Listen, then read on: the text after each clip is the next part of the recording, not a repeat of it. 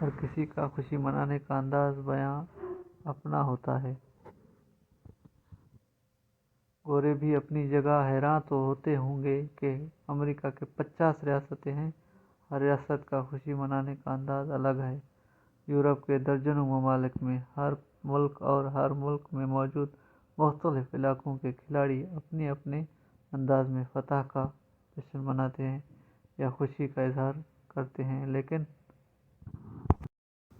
یہ کون سا فلسفہ ہے اور کیا چیز ہے کہ پاکستان سے بوسنیا تک کسی بھی ملک کا کوئی بھی کھلاڑی جب کوئی کامیابی حاصل کرتا ہے تو سب کا جشن اور خوشی کا اظہار ایک جیسا ہوتا ہے۔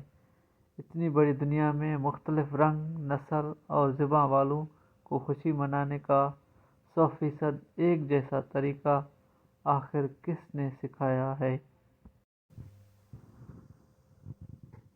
صلی اللہ علیہ وآلہ وصحبہ وسلم۔